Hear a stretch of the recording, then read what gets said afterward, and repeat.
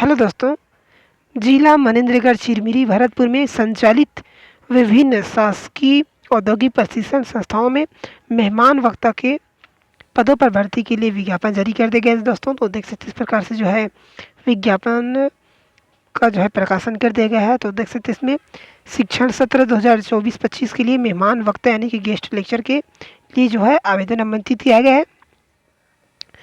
4 नवंबर 2024 से 8 नवंबर 2024 को सुबह 10 बजे से लेकर 3 बजे तक जो है संस्था में स्वयं उपस्थित होकर अपना आवेदन अधीक्षक शासकीय औद्योगिक प्रशिक्षण संस्थान चिरमिरी जिला मनेंद्रगढ़ चिरमिरी भरतपुर में जो है जमा कर सकते हैं। अब बात करते हैं दोस्तों पदों की। तो उसमें पदों का विवरण दिया गया है इस प्रकार से।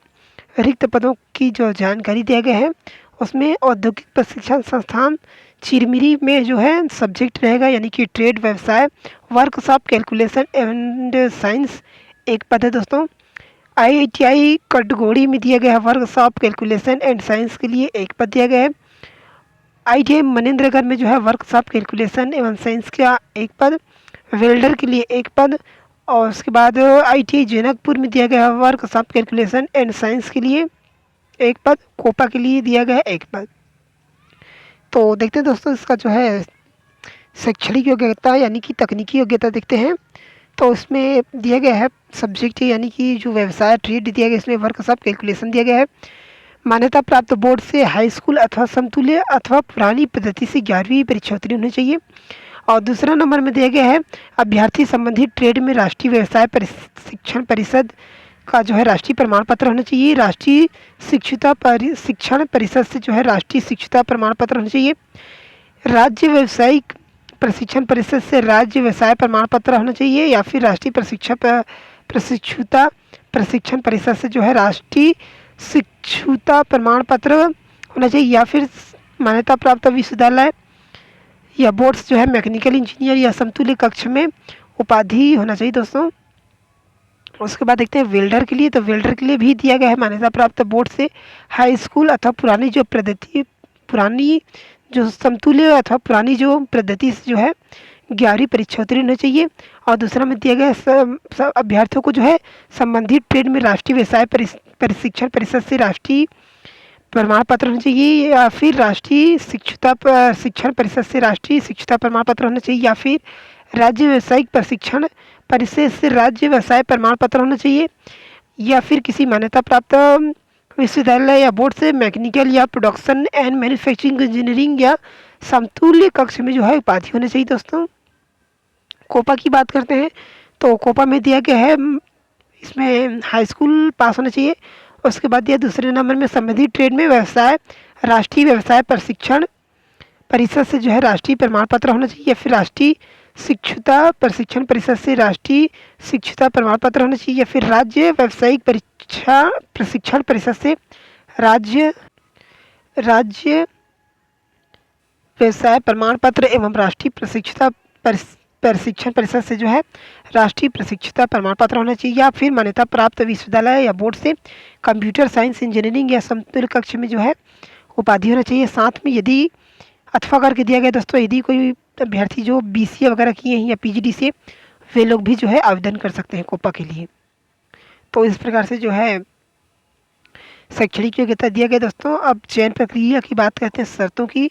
तो आवेदक को जो निर्धारित प्रारूप दिया गया उसी के अंतर्गत जो है आवेदन करना है दोस्तों। उसके बाद देखते हैं इसमें आयु की बात करते हैं। तो जो आयु दिया गया है उसमें जो गवर्नमेंट के द्वारा तय किया जाता है उसी के अंतर्गत दिया गया दोस्तों, स्पष्ट नहीं दिया गया है आयु वैसे 18 से 35 तक रहता है, या फिर 21 से 35 या 40 तक रहता है दोस्तों। तो इस प्रकार से जो है जारी कर दिया गया है। और देखते हैं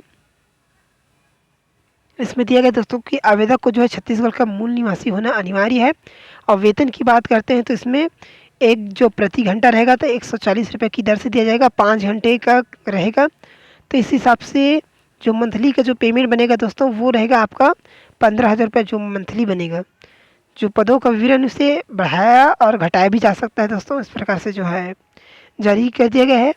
तो देख सकते हैं इसमें बताया गया स्वयं का फ़ोटो एवं वांछित प्रमाण पत्र जैसे 10वीं की अंक सूची और 12वीं की अंक सूची माफ़ करें दोस्तों, पुराना जो 11वीं की अंक-सूची, तकनीकी योग्यता, एटीआई या सीटीआई की अंक-सूची, निवास प्रमाण पत्र एवं अन्य योग्यता संबंधित प्रमाण पत्र जिनके आधार पर आवेदन प्रस्तुत किया जा रहा है, स्वयं की सत्यापित छायाप्रति आवेदन पत्र के साथ जो है संलग्न करना पड़ेगा दोस्तों। जितने भी आपके पास शैक्षणिक दस्तावेज हैं, उनमें सभी में जो है स्वप्रमाणित करने के पश्चात जो है आवेदन पत्र के साथ आपको संलग्न करना पड़ेगा। तो इस प्रकार से जो है जारी कर दिया गया दोस्तों। देखते हैं वो जो फॉर्म दिया गया है वो किस प्रकार से है। तो देख सकते हैं ऊपर में लिखा है मेहमान वक्ता, माफ़ करें दोस्तों, मेहमान प्रवक्ता हेतु आवेदन पत्र। यहाँ फ़ोटो है, फ़ोटो चिपकाना है दोस्तों। फ़ोटो चिपकाने के बाद तिरछा आप लोगों को सिग्नेचर करना है, जिसे स्वप्रमाणित बोलते हैं। तो आप लोग को इस प्रकार से करना है। औद्योगिक प्रशिक्षण संस्था का नाम, जहाँ के लिए आवेदन कर रहे हैं, उनका व्यवसाय, किस व्यवसाय के लिए आप लोग जो है आवेदन कर रहे हैं। यहाँ पर अभ्यर्थी अपना नाम लिखेगा, नीचे में दूसरे नंबर में पिताजी का नाम, तीसरे नंबर में माता का नाम, चौथे नंबर में जो है जन्म तिथि लिखना है अंकों में, और नीचे में शब्दों में लिखना है। पत्र व्यवहार का पता लिखना है 5वें नंबर में। उसके बाद मोबाइल नंबर लिखना है दोस्तों। इसके बाद 6वें नंबर में स्थायी पता लिखना है। यदि आप लोग वर्तमान में दूसरी जगह रह रहे हैं और आपका स्थायी पता दूसरी जगह है, तो जो पत्र व्यवहार का पता और स्थायी पता अलग अलग डालना है। यदि एक ही है तो आप लोग एक ही एड्रेस डाल सकते हैं। और इसमें दिया गया दोस्तों, जो निर्धारित शुल्क 50 रुपये का पोस्टल ऑर्डर बनवाना है आप लोगों को पोस्ट ऑफिस में जाकर। इस प्रकार से जो पोस्टल ऑर्डर बनवाना है उसका नंबर रहता है, उसी नंबर को यहाँ पर आप लोगों को लिखना है, और दिनांक लिखना है किस दिन जारी किया गया पोस्टल ऑर्डर उसे। और उसके बाद जो है पोस्टल ऑर्डर को भी संलग्न करना पड़ेगा दोस्तों। अब देखते हैं शैक्षणिक योग्यता। इसमें क्रमांक 1, 2, 3 लिख लेना दोस्तों। उसमें परीक्षा का नाम, जैसे 10वीं से स्टार्ट करोगे 10वीं लिख लेना। 10वीं कब उत्तीर्ण किया था आपने, किस बोर्ड से, विषय क्या था, पूर्णांक कितने का था, पूर्णांक कितने का था, प्राप्तांक कितना मिला, कितना परसेंट। उस हिसाब से 12वीं, फिर आपका जो ITI की है वो, या फिर जो BCA वगैरह की है वो, इस प्रकार से आप लोग जो है लिख सकते हैं।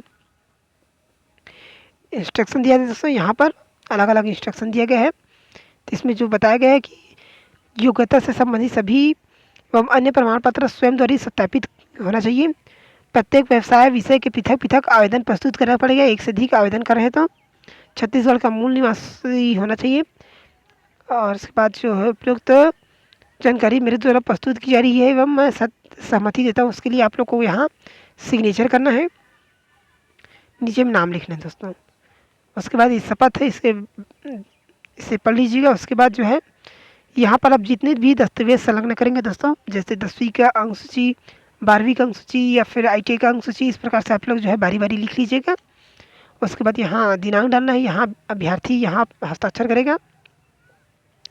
उसके बाद जो आवेदक है वहाँ यहाँ नाम लिखिएगा, पता, और नीचे में मोबाइल नंबर, यहाँ आवेदक अपना हस्ताक्षर करेगा। तो दोस्तों इस प्रकार से आप लोगों को जो है फॉर्म भर लेना है। फॉर्म भरने के बाद जो है आपको